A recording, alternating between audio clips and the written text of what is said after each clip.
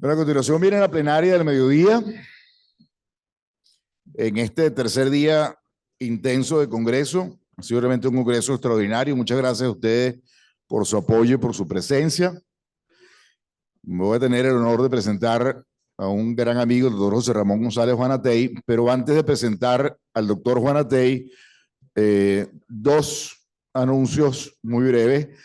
Quiero recordarles que desde la Junta Directiva de la sociedad, para facilitar, allanar el camino hacia la titularidad, hemos promovido que todas las personas que cumplan para ser titulares y les falte un trabajo y que lo hayan presentado en este Congreso, automáticamente pueden aplicar a la titularidad. Repito, todas aquellas personas que cumplan las condiciones para ser titular y hayan presentado un trabajo en este Congreso, automáticamente hacen la aplicación y pueden ya ser titulares de la Sociedad Venezolana de Cardiología. Queremos que haya muchos titulares, queremos fortalecer la sociedad y que cada vez más personas tengan acceso a ocupar los cargos directivos para hacer la generación de relevo. Y lo segundo es comentarles que la Sociedad Venezolana de Cardiología promovió, con el apoyo de la Sociedad Venezolana de Medicina Interna, la Sociedad Venezolana de Endocrinología y Metabolismo, la Academia Nacional de Medicina y la Universidad Central de Venezuela, un documento en el cual tratamos de simplemente poner en perspectiva, en blanco y negro, con las mejores evidencias científicas, la realidad de la seguridad del uso de las estatinas a largo plazo para los pacientes. Esto básicamente por la mala prensa que estos medicamentos tan importables han tenido y tantas dudas que han sembrado en los pacientes. Todos los que deseen bajar el documento, está el código QR en estos momentos en la página, ahí en las pantallas, y está también en las pantallas de los módulos de la Sociedad de Cardiología para que puedan darlo para soporte para sus pacientes. Y sin más, vamos a presentarles al doctor José Ramón González Juanatey. El doctor José Ramón González Juanatey es uno de los cardiólogos más afamados y prestigiosos de España y de Europa. Es past president de la Sociedad Española de Cardiología. Actualmente es miembro del Board of Trustees, del miembro directivo de la Organización Mundial de la Salud. Pero una de las cosas que yo me gusta más comentar cuando él me toca presentarlo, comentar sobre él, es que él es el director del Servicio de Cardiología y del Posgrado de Cardiología del Hospital CHUS, del Complejo Hospitalario de la Universidad de Santiago. Y en los últimos 5 años ha sido el posgrado más peleado y más pedido por todos los residentes que quieren hacer cardiología en España. Eso habla del prestigio que tiene su servicio, su capacidad docente, su capacidad de investigación, su capacidad organizativa y su generosidad de entrega. De hecho, actualmente es sábado, son las 6 de la tarde en España y el doctor Gonzalo Juanatey está desde hace por lo menos una hora pendiente de conectarse. Y en las comunicaciones que hicimos por WhatsApp, me prometió que el año que viene va a estar aquí con nosotros. Así que José Ramón, muchísimas gracias, inmensamente agradecido a toda la Sociedad Venezolana de Cardiología y el escenario es tuyo. Nada, muchas gracias, Carlos, y muchas gracias a la Sociedad Venezolana de Cardiología. Realmente para mí es un privilegio poder estar con vosotros, aunque solo sea de forma virtual. He dicho que sí, que el año próximo ojalá pueda estar ahí de forma presencial con vosotros. Y bueno, vuelvo a repetir, un privilegio, mi relación de años con amigos de la Sociedad Venezolana de Cardiología, con amigos de Venezuela. El objetivo de mi presentación... Y vamos a ver si puedo compartir mi pantalla. Eh, Espero que se pueda ver. ¿Sabéis si se ve? Hola, Carlos, ¿se ve la pantalla? Sí, sí se ve, doctor. Perfecto. Pues el tema que me han encargado, de alguna forma, es de la obesidad a la adiposidad en la enfermedad cardiovascular. Yo creo que si hay algún tema de máxima relevancia en la actualidad es este, cómo obesidad, adiposidad se relaciona con enfermedad cardiovascular, cómo debemos abordar este aspecto. Estos son mis posibles conflictos de interés relacionados con la presentación y este es de alguna forma mi esquema de la presentación. Hablaré una serie de aspectos. Si tenemos que hablar o trascender del concepto de obesidad e ir al concepto de adiposidad y sobre todo adiposidad ectópica, tener grasa en exceso y dónde no deberíamos tenerla, si esto es una diana, cuál es la evidencia clínica, los posibles mecanismos del beneficio y algo sobre un poco cómo implementar de alguna forma la evidencia. Este artículo, y este es una especie de un documento de consenso que se ha publicado de forma muy reciente en el Lancet hace unos meses, precisamente especula y de alguna forma nos reta y nos pregunta sobre este tema. ¿Debemos seguir hablando de obesidad basado en el índice de masa corporal?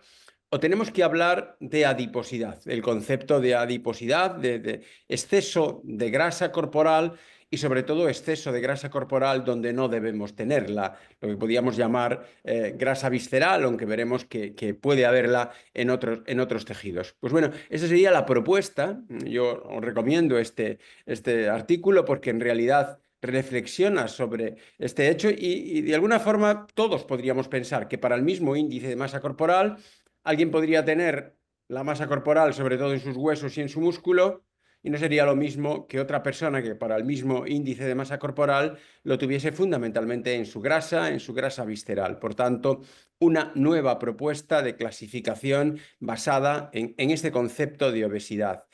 Y más que de obesidad, como decía, de adiposidad y de adiposidad ectópica. ¿Hay mucha obesidad?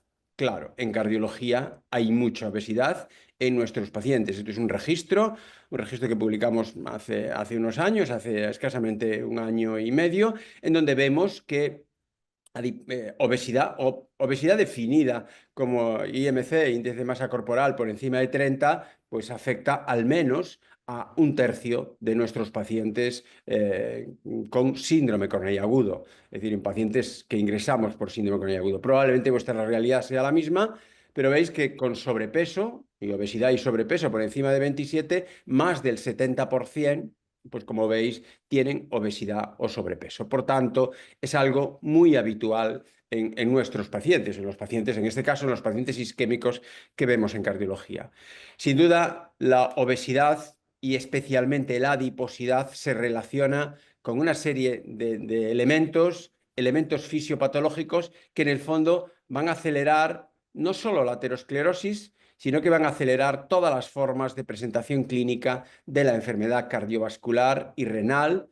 Y luego veréis que recientemente la Organización Mundial de la Salud ha identificado a la obesidad, a la adiposidad ectópica, como el segundo factor de riesgo de cáncer después del tabaquismo. Por tanto, esta diapositiva de alguna forma resume la transición porque el exceso de masa corporal y en particular, como veremos, el exceso de grasa y de grasa visceral se asocia con progresión de la enfermedad cardiovascular, enfermedad renal y otras formas de patología, como pueda ser el cáncer.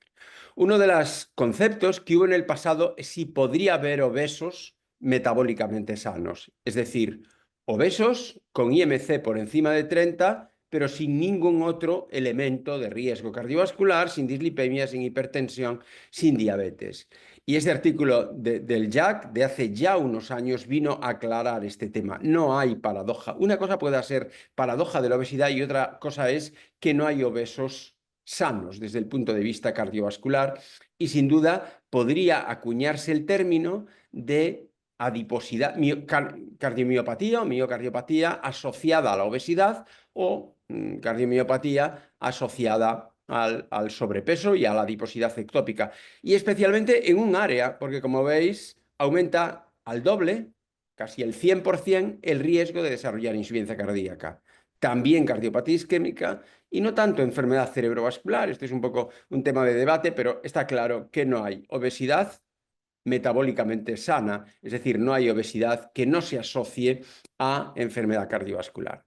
Pero sobre lo que hoy me gustaría hablar en este concepto y en esta transición de peso a adiposidad es el exceso de grasa y sobre todo el exceso de grasa ectópica. Esta es una diapositiva, esta es una fotografía de una circulación de un paciente sometido a cirugía cardíaca en nuestra institución y esto es grasa epicárdica, grasa que está encima del corazón, que vista con una microscopía multifotónica podemos ver cómo esa grasa tiene todos los componentes que van desde la transformación de adipocitos y de preadipocitos en adipocitos activados con mucha actividad, como veréis luego, proinflamatoria, profibrótica. Por tanto, este concepto de adiposidad y de adiposidad ectópica es probablemente el que más se pueda relacionar con el riesgo de patologías cardiovasculares.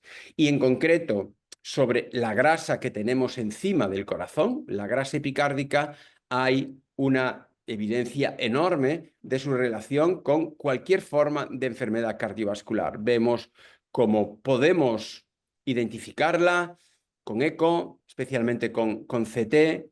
Vemos cómo la grasa epicárdica se deposita inicialmente sobre el trayecto de las coronarias epicárdicas, pero luego, como veíais en la diapositiva previa, cubre todo el corazón y esa grasa es una grasa con un alto contenido proinflamatorio, es una grasa muy inflamada. Esta diapositiva, como os decía, resume toda la evidencia o cierta evidencia a lo largo de todos estos años de cómo grasa ectópica, en este caso grasa epicárdica, tiene determinadas características, sobre todo es muy proinflamatoria y muy profibrótica y su presencia se asocia a un incremento del riesgo cardiovascular. Lo vemos incluso aquí como la grasa epicárdica distribuida alrededor de las arterias coronarias, de las coronarias epicárdicas, tiene una alta cantidad de componente proinflamatorio e incluso podríamos hacer lo que llamamos radiómica, aproximarnos con CT,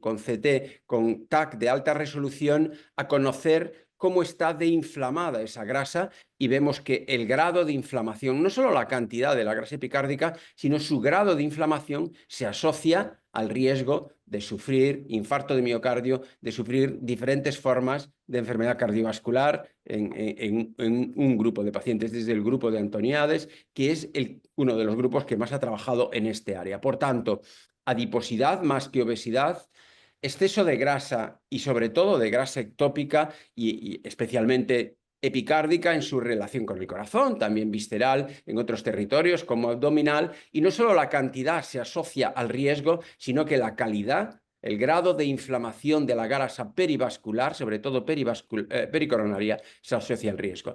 Y esa diapositiva resume, es también muy reciente, del JACC, en cómo esa cantidad de grasa epicárdica y más que la grasa subcutánea, incluso de una forma más clara que la grasa subcutánea, que tiene un perfil metabólico diferente, se asocia a todas las formas de enfermedad cardiovascular. Aquí, como veis, a infarto de miocardio, al stroke, pero también se asocia a mortalidad no cardíaca y a la mortalidad por todas las causas. Y eso enlaza con lo que antes os comentaba, que recientemente la Organización Mundial de la Salud identificó a la adiposidad, a la obesidad, como el segundo factor de riesgo reconocible de cáncer. Por tanto, un cambio conceptual.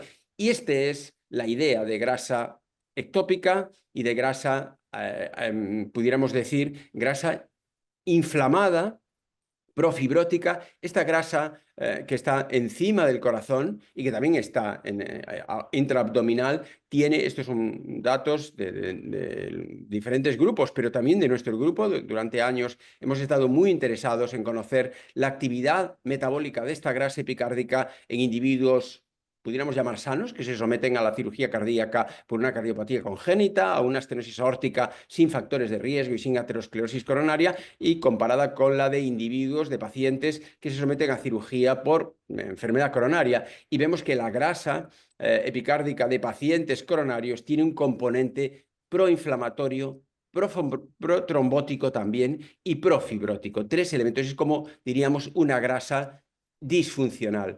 Muy recientemente se ha vuelto sobre este tema y cómo es esta grasa visceral, no tanto la epicárdica, que también, pero todo el conjunto de grasa visceral, el que se asocia fundamentalmente con inflamación crónica a nivel sistémica, inflamación crónica a nivel vascular, y es probablemente esa inflamación crónica a nivel vascular inducida por esta grasa disfuncional la que va a provocar aumento del riesgo de patologías cardiovasculares, de cualquier forma de patología cardiovascular y diabetes.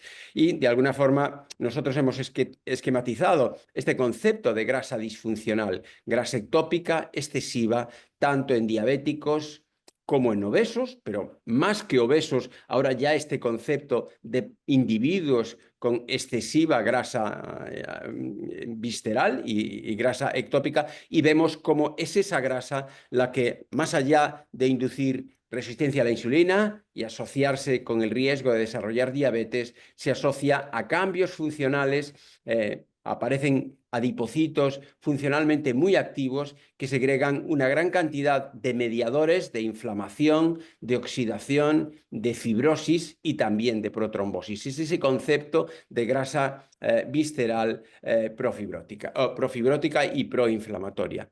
Pero muy recientemente, estos son datos también de hace unos meses en la Revista Europea de Cardiología, vemos que la grasa, la adiposidad excesiva y ectópica, no solo se deposita encima del corazón, en el abdomen, sino que también infiltra nuestros músculos. Esto es de un estudio del UK Biobank y esto es muy, muy interesante y donde vemos que el grado de inflamación, de adiposidad que infiltra nuestros músculos esqueléticos se asocia a un mayor riesgo de enfermedad cardiovascular, sobre todo a un mayor riesgo de enfermedad coronaria. Sería esto, sería grasa que no solo se acumula, como clásicamente pensamos, en el tórax, epicárdica, que no solo se acumula intraabdominal, sino que también afecta a otros órganos, y esto abre la puerta a la posibilidad de este concepto de adiposidad que afecte al hígado, eso ya lo conocemos, y a otros órganos, pero aquí específicamente al músculo esquelético, y ese grado de infiltración grasa también del músculo esquelético,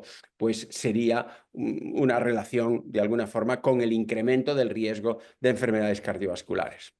Bueno, y ahora de la evidencia, de esta evidencia fisiopatológica de la relación entre obesidad, adiposidad y enfermedad cardiovascular, como veis aquí, cualquier forma de enfermedad cardiovascular, porque esa grasa visceral aumenta, como veíamos antes, el riesgo de enfermedad coronaria, el riesgo de insuficiencia cardíaca, especialmente el riesgo de insuficiencia cardíaca con fracción de eyección preservada y el riesgo de fibrilación auricular. Es probablemente, y ahí está concentrada una gran investigación en fibrilación auricular, uno de los elementos básicos de la aparición de fibrilación auricular paroxística y de la transición a fibrilación auricular crónica persistente.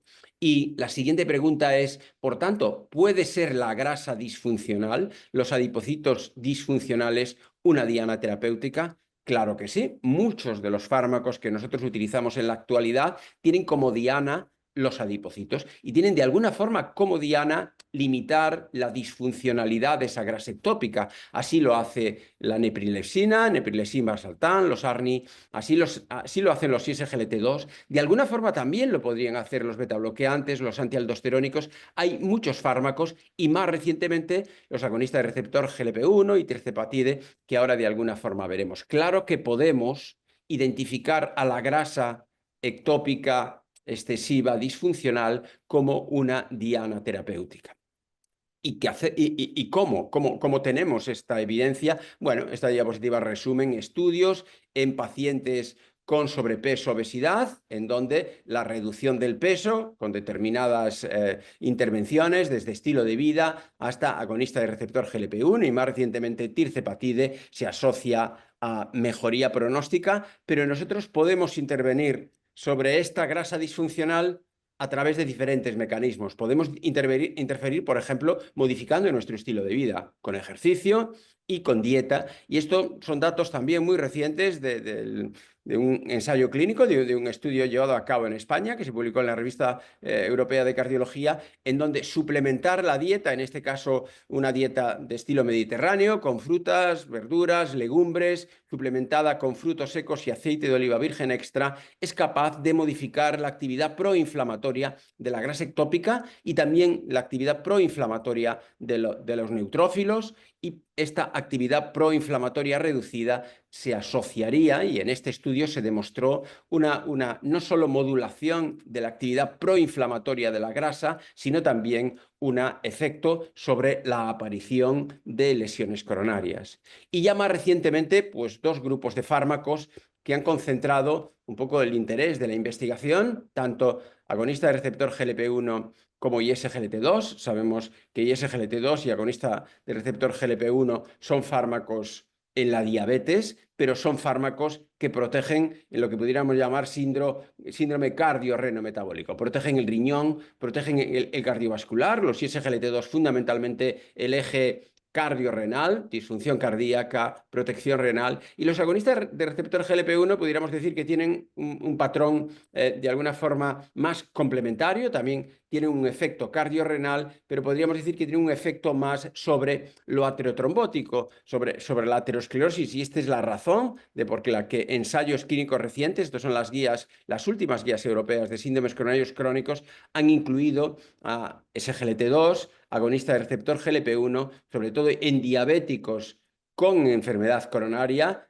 pero agonista de receptor GLP-1 también en no diabéticos, en obesos, con sobrepeso más de 27 y enfermedad coronaria sin diabetes. Y esta es, de alguna forma, una diapositiva que resume toda esa evidencia en donde los agonistas de receptor GLP-1 serían fármacos, de alguna forma, con evidencia transversal en diferentes patologías, pero en especial en esta protección frente al efecto proinflamatorio, profibrótico en pacientes con adiposidad ectópica, adiposidad excesiva, en definitiva con sobrepeso y obesidad. Estos son datos del estudio SELECT que todos conocéis en coronarios, en pacientes con enfermedad coronaria sin diabetes, con sobrepeso y obesidad, donde semaglutida demostró de forma consistente una reducción del riesgo de complicaciones cardiovasculares graves.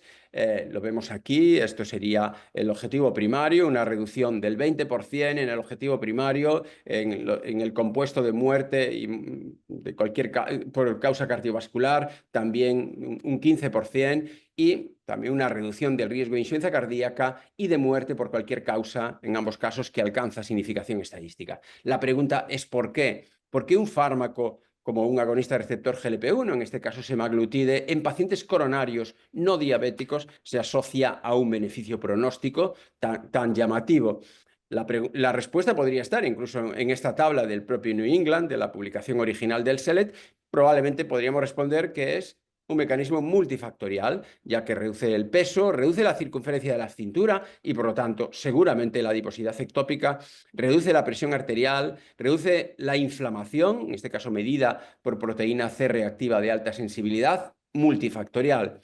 En SELECT hay un particular beneficio en los pacientes coronarios con insuficiencia cardíaca. Es el grupo, es un análisis preespecificado que más se beneficia, probablemente porque los de mayor riesgo, coronarios con insuficiencia cardíaca, tienen más riesgo, y estos son los que más se benefician, pero también se benefician mucho los coronarios que habían sido sometidos a un procedimiento de revascularización percutánea o quirúrgica, en este caso pacientes sometidos a cirugía coronaria, veis que tienen más riesgo y también son los que más se benefician. Por lo tanto, en SELECT los subgrupos de mayor riesgo muestran un mayor beneficio.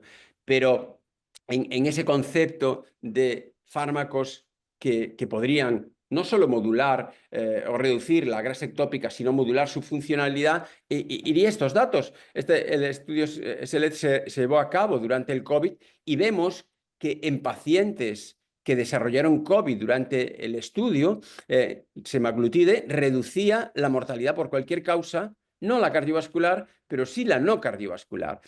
¿Cuál es la razón? Esto es un subanálisis, es un grupo pequeño, se publicó en JACC. Esto podría estar en relación con la modulación que el fármaco pudiera hacer de la actividad proinflamatoria durante la inflamación aguda por COVID. Y ya más recientemente, pues datos, de nuevo, en este caso con semaglutide oral, en pacientes con enfermedad renal y diabéticos, de nuevo, pues más evidencia sobre el beneficio. La pregunta es, ¿hay datos de vida real que demuestren que estos fármacos, en este caso semaglutide, los agonistas de receptor GLP-1, sobre todo en pacientes con adiposidad, en obesos y sobrepeso, tienen beneficio no solo en los ensayos clínicos? Nosotros, que tenemos la posibilidad en nuestra área sanitaria de tener una historia clínica electrónica única, que podemos hacer análisis global, hicimos un análisis global de todos los pacientes que en nuestra área sanitaria recibían SGLT2, agonista de receptor GLP-1 o ambos, la combinación. La mayoría eran diabéticos, porque es lo que está financiado aquí por el Sistema Público de Salud de Galicia, y después de un análisis en más de 15.000 pacientes tratados con estos fármacos y después de un análisis de propensión muy estricto, nuestra sorpresa fue, y quizás no tanta sorpresa, que la combinación se asociaba a un mayor beneficio que cada uno de los tratamientos por separado. Hay que tener en cuenta que todos son diabéticos y muchos de ellos con enfermedad cardiovascular, pero no solo hospitalización o muerte por insuficiencia cardíaca, sino también reducción de la muerte por cualquier causa. Estos son datos de un registro de vida real que deben interpretarse con la cautela que debe tener los registros de vida real. Y esta fue la observación más sorprendente y después de un análisis metodológico muy estricto, acabamos de publicarla en la Revista Española de Cardiología, y en donde vemos, y durante el seguimiento, nosotros tenemos un largo seguimiento de estos pacientes y de todos los pacientes, no se pierde el seguimiento, sorprendentemente la combinación se asoció a un menor riesgo de nuevo cáncer, de aparición de nuevo cáncer. Esto está enlazando con mucha evidencia reciente sobre el posible efecto de ambos fármacos sobre la carcinogénesis, sobre el desarrollo de cáncer, y nosotros lo sugerimos. Esto es una hipótesis, esto debe ser testado en ensayos clínicos especialmente dedicados, pero nosotros aquí vemos cómo la combinación en diabéticos con enfermedad cardiovascular, porque aquí todos tenían enfermedad cardiovascular, se asociaba a un mayor riesgo de cáncer durante el seguimiento. Esto es generador de hipótesis y debería de alguna forma ser comprobado. Y esto, como os decía, enlaza con esto acaba de publicar la Organización Mundial de la Salud. Nosotros sabemos que el 80% de la enfermedad cardiovascular prematura se puede prevenir con estilo de vida, controlando factores de riesgo fáciles de identificar. El problema es el cáncer. El cáncer, tenemos un cierto desconocimiento en qué provoca el cáncer. Sabemos qué factores de riesgo. El primero es el tabaco, pero fijaros, el segundo es ya la adiposidad ectópica. Por eso los individuos obesos, sobre todo con grasa excesiva y ectópica, tienen también un mayor riesgo de cáncer. Y la pregunta es, ¿por qué? ¿Por qué actuando sobre la adiposidad, estos fármacos pueden asociarse o se asocian a un beneficio cardiovascular tan claro? ¿Cuáles son los mecanismos?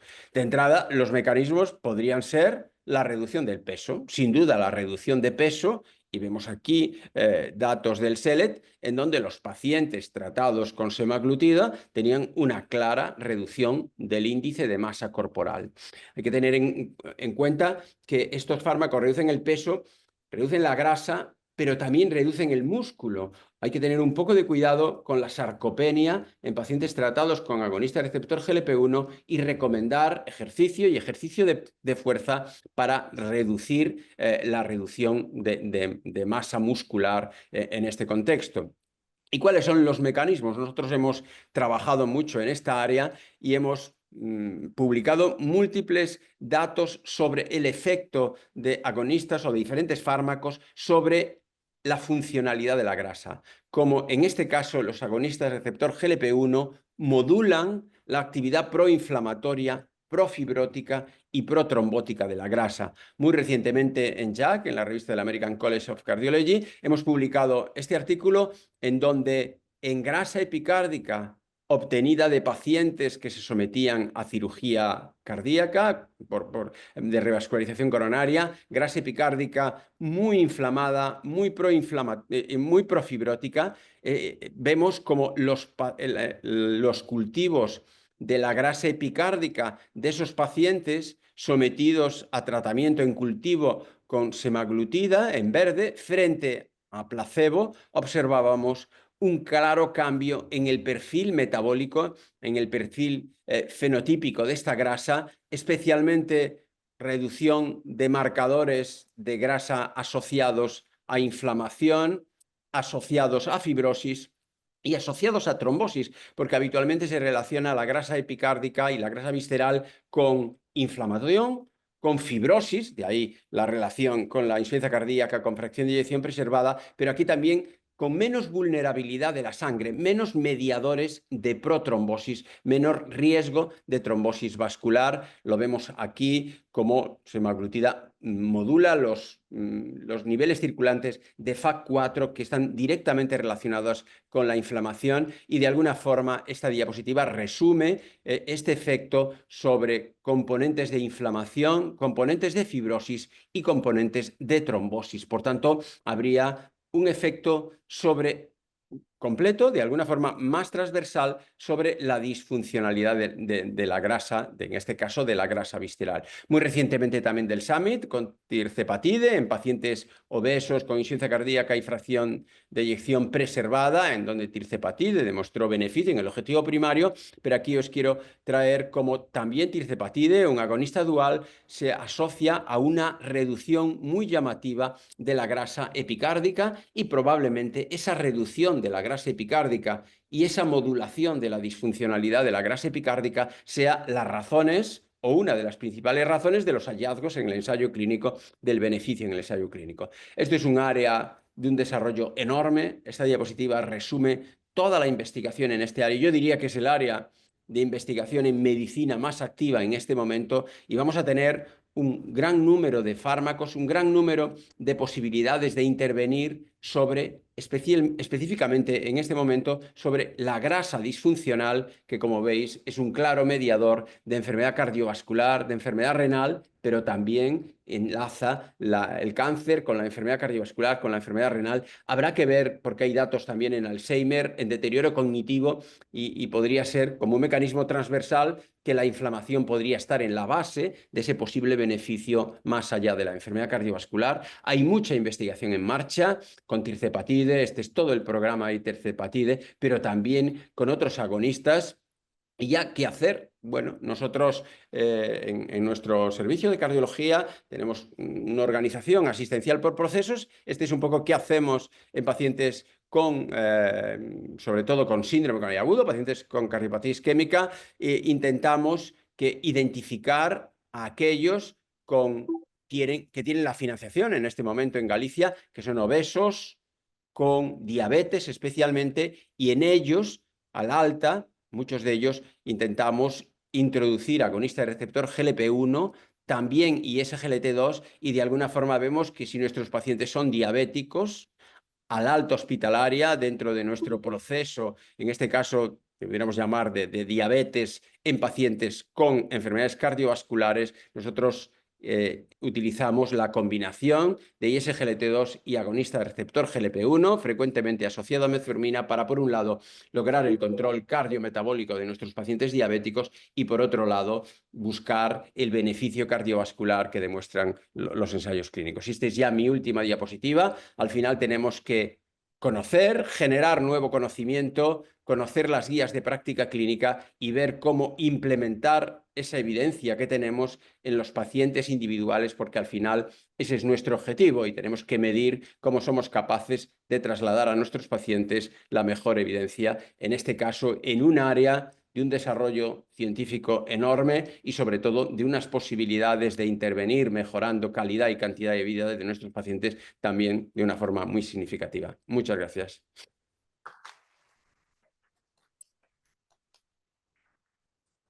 Extraordinario, José Ramón. La verdad es que increíble conferencia, y lo que has resumido aquí de no solamente la capacidad de transmitir conocimientos, sino más importante, de generar conocimiento novedoso y de avanzada, tanto para la comunidad como para la comunidad científica.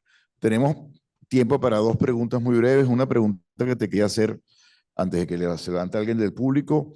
En base a todo lo que tú has comentado, ¿tú crees que, hablando de medicina de implementación, sea factible, posible, adecuado incluir en la evaluación del riesgo en relación con la obesidad, de adiposidad, no solamente pesar, tallar, medir, sino buscar alguna manera, una metodología de medir grasa visceral rutinariamente para detectar riesgo en poblaciones prediabéticos o diabéticos para toma de decisiones terapéuticas? Y si hay algún ensayo que haya demostrado que el tratar la grasa visceral como diana terapéutica, y que al reducir la grasa visceral, eso se acompaña de reducción de riesgo cardiovascular. Sí, es una pregunta muy importante. Yo creo que vamos a asistir en breve a esa transición, Carlos. En breve, esto que nos recomendaba el statement de Lancet de trascender a índice de masa corporal, porque también hay datos muy recientes en el European Heart Journal, una publicación del UK Biobank, que si yo preguntara de nuestra composición corporal, ¿cuál es el tejido que más se asocia a riesgo de muerte y cuál es el tejido que nos protege? Seguro que todos diríamos el que más se asocia a patología es el exceso de grasa y de grasa donde no deberíamos tenerla. Pero en ese estudio de UK Biobank que se publicó hace muy poquito, ¿qué es lo que más nos protege? El músculo. El músculo es el tejido que más nos protege. Por lo tanto, lo que nos mata, de una forma simplista, es la grasa ectópica y excesiva y que nos protege es el músculo. Pues bien, yo estoy convencido que eso que nos propone Lance de trascender a índice de masa corporal, que en el fondo es peso y talla, vamos a ir a identificar, normalmente puede haber una relación, la gente que tiene más IMC pues tiene más grasa, más adiposidad y más adiposidad ectópica, pero seguro que en breve en práctica clínica vamos a evaluar, hay procedimientos de DEXA y otra serie de instrumentación muy sencilla de cuantificar cuánta grasa tienes y sobre todo cuánta grasa en lugares donde no deberías tenerla. Y eso va a ser muy fácil de hacer, relativamente barato en práctica clínica y eso nos va a orientar y nos va a estratificar mejor el riesgo de nuestros pacientes e incluso, como tú muy bien dices, plantearía la grasa ectópica como una diana terapéutica. En el fondo, todos estos estudios con intervención farmacológica, pero también con dieta y ejercicio, son estudios que van dirigidos a reducir no solo la cantidad de grasa, sino su actividad metabólica, porque a mí igual no me importaría tener un poco de grasa de más si esa grasa no fuera una grasa inflamada, una grasa profibrótica. En el fondo es que esa grasa de más precisamente es grasa disfuncional. Todos esos estudios nos están demostrando que bajando grasa ectópica mejora el pronóstico. Si hay estudios específicos que randomicen a los pacientes por grasa ectópica, por ahora no, pero al menos que yo conozca, hay de las moléculas nuevas dos que están planteando, sobre todo en pacientes con síndrome coronario agudo reciente, ensayos clínicos en donde el criterio de inclusión sea enfermedad coronaria y cantidad de grasa visceral que tienes determinada por DEXA y randomizada a un dual e incluso a un triple frente al usual care. Por tanto, estoy convencido que este es el siguiente paso porque la evidencia es extraordinariamente sólida. Está claro que lo que nos mata y lo que nos mata de causa cardiovascular y también de cáncer y probablemente también de deterioro cognitivo son muchas cosas, son la hipertensión, son muchas cosas, pero también es la cantidad de grasa que tenemos y sobre todo la cantidad de grasa en lugares donde no deberíamos tenerla, ¿no? Muchísimas gracias, María Díaz. Por acá. Buenos días, ¿cómo está, doctor? Muchísimas gracias por sus conocimientos. Pregunta, supongamos que tenemos un paciente con análogos y logramos la meta, logramos el control de peso o ejercicio, dieta. ¿Cómo la desescalamos? ¿Cómo hacen ustedes para desescalar, para bajar la dosis? ¿Cuánto tenemos que esperar para desescalar al paciente que ya llegó a un objetivo? Porque en las guías, pues, nos falta saber un poquito más sobre eso. Esto es muy interesante. En realidad, bueno, los ensayos clínicos plantean que los análogos receptor GLP-1 sean tratamientos crónicos.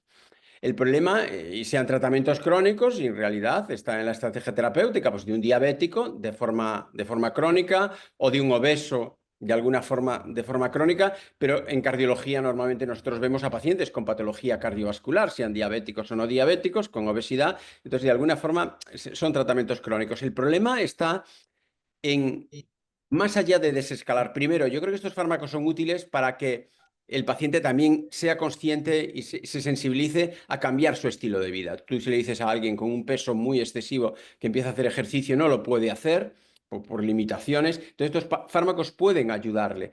De alguna forma, para buscar el objetivo de mantener su beneficio, deberían mantenerse de alguna forma a largo plazo. Debería estimularse, desde mi punto de vista, sobre todo el ejercicio y el ejercicio de fuerza para evitar la sarcopenia. Uno de los problemas que tienen estos fármacos es que no solo reducen la grasa y mejoran su funcionalidad, sino que reducen también la masa muscular y hay que estimular la masa muscular con suplementos a veces, pero sobre todo con ejercicio de fuerza. Si es para el peso, tú al final como clínico, si es para protección cardiovascular, teóricamente debemos mantenerlo a largo plazo, si es para protección cardiovascular y renal. Pero si es para el peso, tú puedes negociar con tu paciente si el estilo de vida que ha podido cambiar durante ese tiempo, y es un tiempo muy bueno para cambiar el estilo de vida, le va a permitir o reducir la dosis que se está inyectando o que está tomando de vía oral, o incluso podría reducirla. Una cosa es el planteamiento en pacientes que estos fármacos se usan para perder peso, y otra cosa es en pacientes que se usan para protección cardiovascular y renal, es decir, en pacientes ya con enfermedad cardiovascular y renal, donde teóricamente estos fármacos deberían administrarse a largo plazo. El problema es la cumplimentación, sobre todo con los inyectables, y el problema es este tema de intentar evitar la sarcopenia a largo plazo, que es uno, desde mi punto de vista, el efecto adverso más, a más tener en cuenta en el tratamiento crónico con estos fármacos, ¿no? Gracias. Sí, ya estamos pasados de tiempo, pero realmente estamos disfrutando el banquete de tenerte aquí. Una vez más agradecerte por tu generosidad y tu tiempo, y te insisto, desde ya la sociología va a hacerle diligencias para tenerte con nosotros en persona el año que viene. Muchísimas gracias, José Ramón. Buenas noches y bueno.